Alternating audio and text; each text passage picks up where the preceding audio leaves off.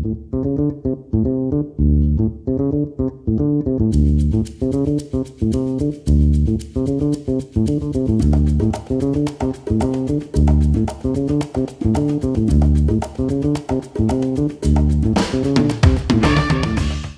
kembali di Lensaku ID edisi International Women's Day. Hari ini bersama dengan Ibu Nur Hayati Andris dan juga Mas Yosran Effendi. Ya, sesi kedua ini kita akan mengulas challenge atau tantangan apa sih sebenarnya perempuan di Kalimantan Utara di era milenial sekarang ini, entah itu di bidang politik, pemerintahan, ataupun juga di lingkungan. Kali ini mungkin ke Mas Yosran dulu nih, gantian ya Ibu ya. Apa sih tantangannya begitu perempuan di Kalimantan Utara? Baik, terkait dengan tantangan hari ini tuh, harapan kita perempuan itu bersatu. Contohnya dalam konteks kejadian di kehidupan sehari-hari, misalkan dalam tempat-tempat umum ya, yang sering kita lihat misalkan naik speed. Kadang-kadang di dalam speedboat itu ada ibu-ibu yang sedang menyusui gitu. Nah, posisi-posisi seperti ini kan harusnya mendapatkan tempat fasilitas tersendiri. Dan ketika di situ di dalam ruangan itu banyak wanita, harusnya para perempuan segera bersikap bersama-sama untuk misalkan mengambil sikap bagaimana melindungi ketika ibu-ibu itu sedang menyusui anaknya. Karena kadang-kadang di posisi-posisi tempat umum ini, posisi para wanita ini sangat terbuka dengan hal-hal kayak gitu. Kemudian ketika ada corong-corong politik yang dibuka sama pemerintah, baik di lembaga independen misalkan, pemerintah harus juga sama-sama untuk berani untuk masuk segera gitu, nah, untuk ramai-ramai, sehingga ruang-ruang politik ini bisa terisi. Kemudian tantangan kita adalah bagaimana kesadaran ini hadir, itu bukan karena hanya kepentingan politik, tapi kepentingan bersama untuk mewujudkan wanita itu yang bisa mengejar ketinggalannya terkait dengan posisinya hari ini yang selalu didominasi terkait dengan kaum pria. Itu sih. Kaitannya dengan lingkungan sendiri, bagaimana sih perempuan itu di era milenial ini? Penting nggak sih lingkungan itu bagi perempuan dan kehidupan sehari-harinya? Sangat penting. Contohnya di desa misalkan, keputusan yang diambil kebijakan terkait dengan investasi, itu kan menghilangkan ruang-ruang dapurnya wanita. Nah, otomatis yang terjadi itu sebetulnya pertama kali ketika lingkungan itu rusak, sudah pasti wanita yang pertama kali, karena dapurnya menjadi hilang. Sumber makanan, sumber kebutuhan dasar itu menjadi hilang. Itu yang menjadi perhatian khusus dalam konteks lingkungannya gitu.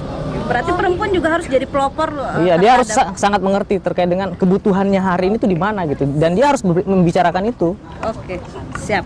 Kita ke Ibu Nur. Kira-kira apa sih tantangannya itu? Iya, tantangannya salah satunya adalah yang pertama, perempuan ini identik dengan feminim ya, feminim. Terus laki-laki itu identik dengan maskulin. Nah, ketika kita mendapatkan satu tantangan seperti seperti kami yang kebetulan saya sebagai pimpinan di DPRD, ada seseorang yang datang dengan kumis, dengan tubuh tegap, dengan dengan meyakinkan supaya si pimpinan perempuan ini luluh hatinya dengan penampilan seperti itu. Bo, jangan takut ya. Kita perempuan-perempuan Indonesia, bahwa apapun yang menjadi tantangan kita harus hadapi. Karena kita adalah satu hal kebanggaan bagi Indonesia, bagi dunia, dan bagi keluarga kita sendiri. Setuju itu? Ya. Kita terus menunjukkan bahwa perempuan itu bisa, perempuan itu kuat, dan perempuan itu hebat. Ibu ada trik khusus nggak sih untuk bisa duduk sebagai pelaku gitu ya, entah itu di pemerintahan, di politik, atau di keluarga sendiri, karena pasti tantangan terbesar di keluarga.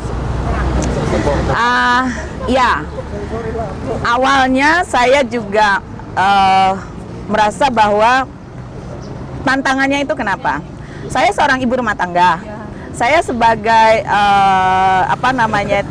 mungkin kalau di lingkungan keluarga, saya ini adalah pengayom, saya ini adalah pendidik anak-anak saya. Ketika saya terjun di politik, Saya tidak bisa melihat perkembangan anak saya mulai dari kecil hingga sekarang menjadi dewasa. Itu yang menjadi tantangan bagi seorang ibu yang terjun di politik. Karena apa? Momen-momen yang berharga yang harus saya tinggalkan. Yang sebagai seorang ibu rumah tangga itu yang setiap hari bisa mengantar anaknya sekolah, setiap hari bisa memasak untuk keluarganya, setiap hari bisa melihat monitor pekerjaan anaknya. Sedangkan saya sebagai seorang politisi, saya harus meninggalkan rumah karena anak-anak saya tinggal di luar Bulungan, yang kantor saya itu ada di Bulungan. Anak-anak saya tinggal di Tarakan. Saya harus bekerja di Kabupaten Bulungan. Tantangan ini yang menjadi satu tantangan bagi saya. Bagaimana saya bisa sukses dua-duanya? Sukses di keluarga, sukses juga di karir. Ini menjadi satu tantangan bagi saya. Ya, syukur saya bisa berkomunikasi dengan anak-anak dengan adanya handphone dan teknologi sekarang. Kita bisa monitor bagaimana perkembangan anak, bagaimana kegiatan anak yang ada jauh dari kita. Saya sebagai politisi, saya harus bertanggung jawab dengan apa yang sudah menjadi tanggung jawab saya dan apa yang sudah menjadi sumpah saya untuk menjadi aspirasi untuk memperjuangkan aspirasi masyarakat, dan itu harus menjadi satu resiko bagi saya. Tetapi tanggung jawab saya sebagai ibu rumah tangga mempertanggungjawabkan bagaimana anak saya bisa tumbuh, kembang dan menjadi sukses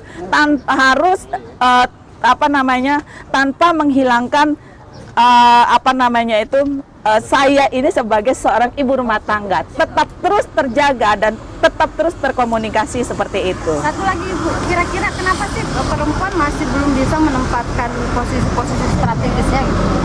Ya, terkadang si perempuan ini sendiri juga terkadang merasa bahwa aku tidak mampu seperti mereka. Aku tidak bisa, aku tidak bisa sehebat laki-laki, dan aku tidak bisa membagi waktu antara keluarga dan karir seperti itu. Tetapi yakinlah perempuan-perempuan semuanya, yakinlah ketika kita berkomunikasi baik, ketika ada komunikasi baik dan ada komitmen di antara keluarga itu sendiri, pasti bisa jalan dua-duanya. Nah, saya hari ini saya selalu berkomunikasi dengan keluarga. Kebetulan hari ini suami saya ulang tahun. Selamat ulang tahun. Ya, jadi pagi saya sudah menyampaikan selamat ulang tahun kepada suami saya, walaupun saya tidak ada di sana. Hari ini sebentar habis ini saya harus pulang ke Tarakan menyampaikan ucapan ulang tahun kepada suami saya. Jangan sampai kita terbuai oleh aktivitas dan karir kita.